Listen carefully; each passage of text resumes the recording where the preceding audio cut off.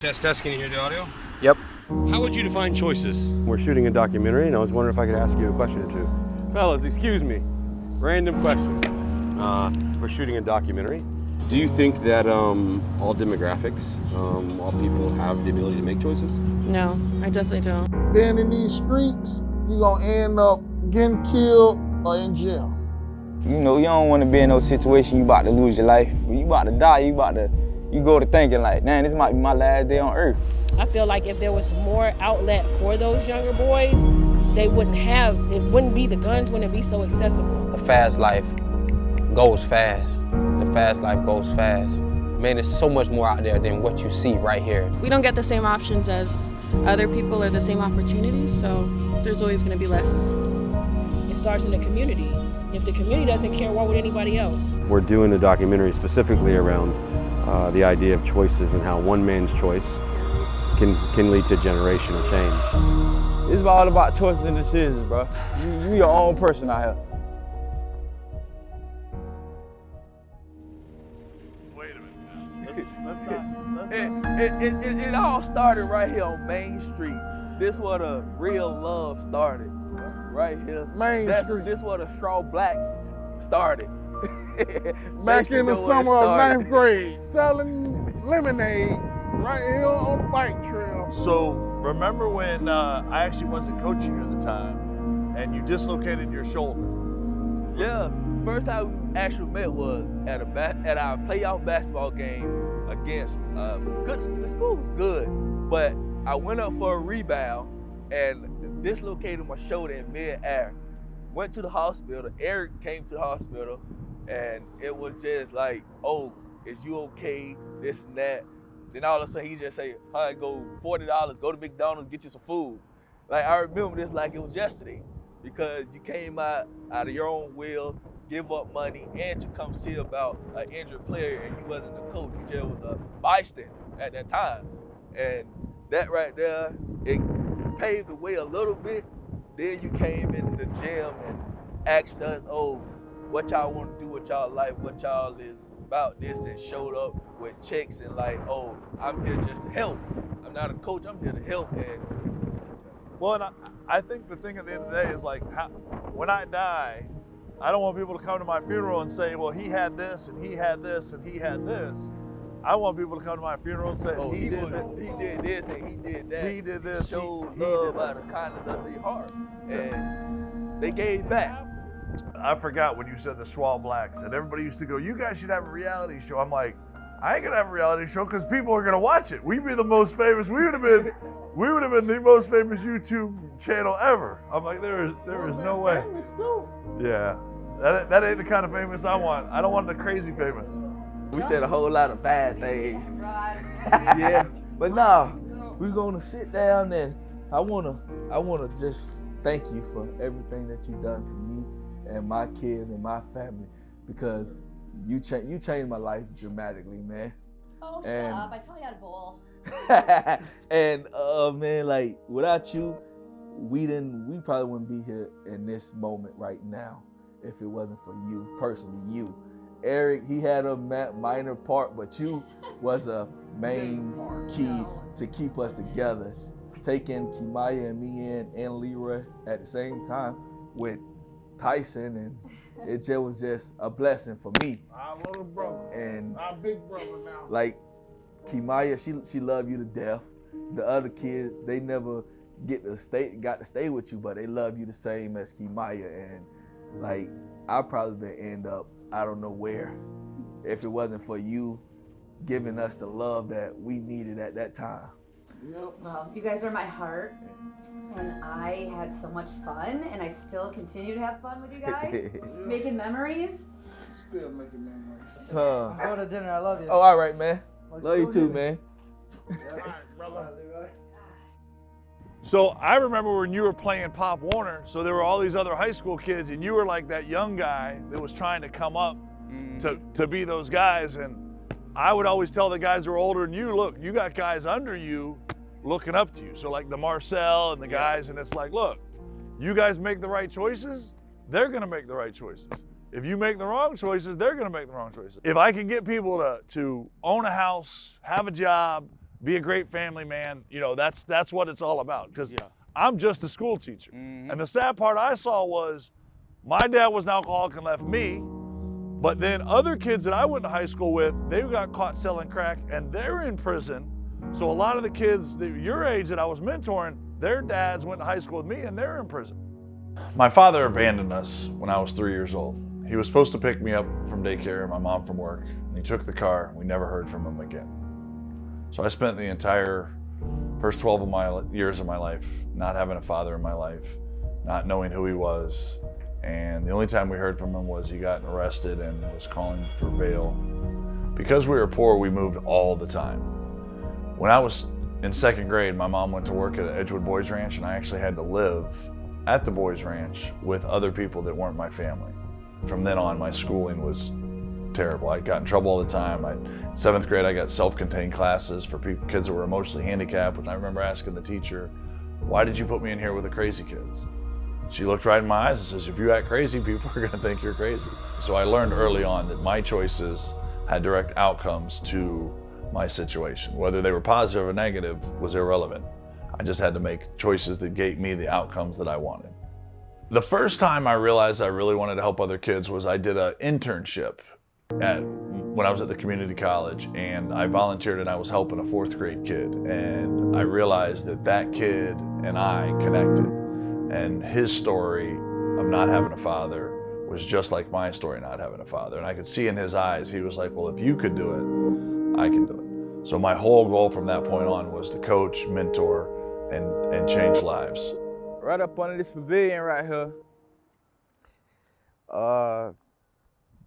this was exactly where I had got shot at. Everybody was running, screaming, so it wasn't no shots fired then, but by the time I got right here to the edge of this gate, we heard shots went off, and I was right up on the hill when I had done realized I had done got shot.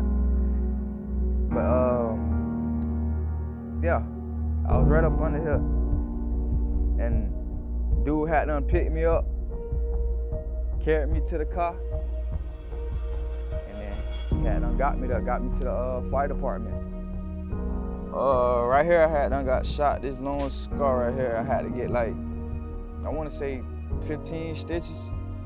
The bullet had came out my shoulder, like right here. That's where the bullet came out at right here. So I had to wear a trait right here. Well, I got my little partners, they had done got shot right here in the parking lot. You know, some neighborhood beef. It wasn't nothing too crazy, but we had another altercation. Somebody came through doing a drive-by right there and had done hit the homeless man. Ain't no telling who that was and who they were looking for. I had a homeboy who was on at the stop sign. He had done got shot at a couple times. Right here across the way, me and my partner was going to the corner store, and some dudes had done jumped out their car and started shooting at us, you feel me? But you know, we had done got away from that little situation. And then I got another homeboy, you know, he played football with me on the same team. He's serving 20 years right now, you feel me? Like I said, we used to do everything together. We used to be right in this little field playing football every day. But, you know, doing stuff out of emotions, bro, can cost you your life. I mean, when you come from like surroundings like this, environments like this, like black communities that ain't got too much help, bro, like you ain't really got too much to call on, so you go to thinking out for yourself and, you know, doing stuff you ain't got no business doing, you know. So like, I done had my days, I done did stupid things, you feel me, but I done had to stop, you feel me, because I already seen where that was leading me to, you feel me, like. And then I had my partners who was getting locked up, you feel me? Like, they telling me their experience, like, my partner in prison right now, he always tell me, he was like, bro, you the only hope, bro, you out there, you feel me? So, like, you know what I'm saying, you gotta try to pave a way for you and your family, bro. So, like, you know, that's why I do stuff before I do stuff, bro. I think, bro, I don't really react out of emotions, bro, cause your emotion, bro, it shit have you in a crazy ass situation. It's just violence, bro. The rap game messing up these kids' head, you know, all that, you know, drills. So, like, everybody want to be killers, bro. You know what I'm saying? But all the killers in jail, you know what I'm saying? Like, you know what I'm saying? We don't want to be in jail. The killers trying to get out of jail, you feel me? Coach pretty much stayed up on me, bro, and stayed up on the teacher, like, you know, he had, well, not the teacher, like the principal or whatever she was, like, you know, he had the connections and stuff like that. He made sure I was going to school, you know, making my grades and, you know, just keeping my head straight, because when I got kicked out of school, I thought it was over with. So, like, he pretty much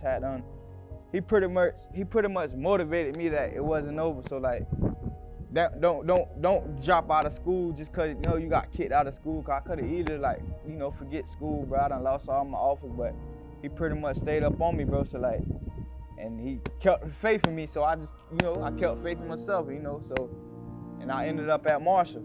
And it made me think, like, I can be anything, I can do anything, you know. Football is tough. Everybody can't play football. And especially make it to the college level and get through it, you feel me? You know, you gotta be mentally strong, but, you know, coming from here, you gotta be mentally strong when you come from communities like this, black communities, you know what I'm saying? That you only got you and your mom and, you know, a couple people in the family, but, you know, everybody ain't together like family's supposed to, so you gotta figure it out, man. It ain't no handouts, bro. Nobody ain't got no savings account for you, no, none of that. You just gotta get it out the mud. All right, Coach, you remember the one time, I can't remember where the camp was at. I can't remember where this is. Probably the furthest that we had been for a football camp is me, Roman, Luke, a couple other guys. And just doing that, going to the camp, performing at the camp, not having to pay anything for the camp, it's like, man, we live in lavish. This is just when, you know, starting the journey. You know, we're seeking offers. This is when all this stuff is going on. This is where we're trying to go big, and just being out there and, you know, not having to worry about anything. So what I would do is I would take the kids that didn't make the team, that were the at-risk kids, and I would take them to get them on AAU teams. And we loaded up the Suburban, and there's probably 11 guys in there that were packed in. They were all 9th graders. Matter of fact, one of the kids that made that trip is in the NFL right now, went to University of Florida. And unfortunately, one of the guys that was on that trip actually is in prison. So the same weekend that Marcel went to go play in the Super Bowl, unfortunately, Lukey got arrested. So that was a big trip. It was the younger guys got to see the older guys immediately get scholarship offers. So they knew, hey, if these guys are getting scholarship offers, I have to do what they're doing, because it showed them this is what you can do with your life. And college is a big thing to change kids' lives, right? If you have a college degree, you can go do something. And I used to tell them, even if all you do is become a school teacher like me, you can buy and flip houses and do side hustle stuff and have all the money you need to take care of your family. But if you can get a degree and college football can keep you out of trouble, that's what's gonna help you get out of the neighborhood that you're in. A day in Winter Garden, a day in the life. Man, I'm waking up, you know, getting prepared for school. My granddad, I'm staying with my granddad. Stay with me, my mom, my granddad, 3 of my cousins. Smaller house over there. Obviously, all of us couldn't fit in there, but, you know, we made it work. Someone had to sleep on the couch on the floor. Me and my mom, we had to sleep in the same bed for a while, and it's something I was ashamed of that. The neighborhood that actually Garrett grew up in, I actually was raised in that neighborhood. It was nice, quiet, and you had neighbors that the adults in the neighborhood, it was just like everyone looked out for everyone. And throughout the years, so by the time Garrett's a young kid and we're there, things drastically change. Stop. I'm at the bus stop. I'm on one side. I'm at the park. Literally across the street from me, we got the dope boys over there, getting off whatever they getting off. Not thinking anything of it. We going to school, but they right over there. We go to school, we do what we do, come back. They on that same block. They on that same block right there. It's 2, 3 o'clock right there. They doing what they do. I grew up in that neighborhood, and being a parent, I knew I wanted Garrett to have opportunities, and I will always tell him, it's not where you live, but it's how you live. Because you can be in the best neighborhood and still just live in such disarray. So I will always just pound that into him, and I just believe he was my responsibility. So I wanted him to not have things, but opportunities, because opportunities open the doors. Things don't, they're temporarily. Thanks. And so I would just sign them up for sports all the time, but also, and not just sports, but we always talked about school, grades, and he always had to read. Beside what he had to do in school, I was always I remember check out 2 books. Remember, we go to the library, but one of those books always had to be about somebody Black, because he had to learn things about where he was from and who did this before him. Not a lot of people make it out. It's a lot of talent. A lot of talent has came and still there. But very few make it out. Very few make it out. My way making it out was sports. From the earliest I can remember, I was involved in sports. Man, coach came into my life, I would say in middle school. Coach got in my life in middle school and took a hold of me. Not just me, but the rest of the other jits, around the neighborhood who had some sort of potential, or who he saw that could do something. Or better yet, whoever would give him the chance for him to pour into their lives.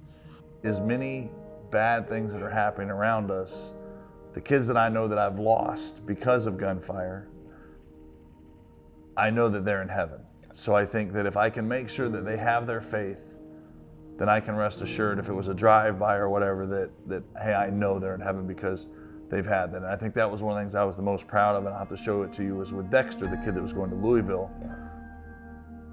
He's given a speech to kids talking about grades and all that other stuff, but at the end he says, put God first. Without God, there's nothing. So I like it because I know Dexter's talking from heaven, so when kids hear that story at a camp you're putting on, and they hear Naquan's story of getting shot and living, it's real now. And at the end of the day, when football's over, what's your faith? What that's going to get you? Because I look at it as, it's not how much money I have in the bank. It's what can I do to help people around me make this world a better place. And that's why I feel good about you're that next up guy. So I feel like if something happened to me tomorrow, I'm good, because now I got you, Roman, all of these other guys that you're gonna pick up that torch. And I know that there's a whole nother generation that we're gonna continue to change that community. Coach, I'll let you know, I'm thankful. God makes no mistakes, and I'm glad, we crossed paths, and I'm glad and thankful, for the influence that you played in my life, and not just my life, but so many other guys from that neighborhood and surrounding neighborhoods, because you give hope. You give hope. A great man, a serving man. You serve. You never want anything, but you always want to give. So if there's anything that you want, is to give.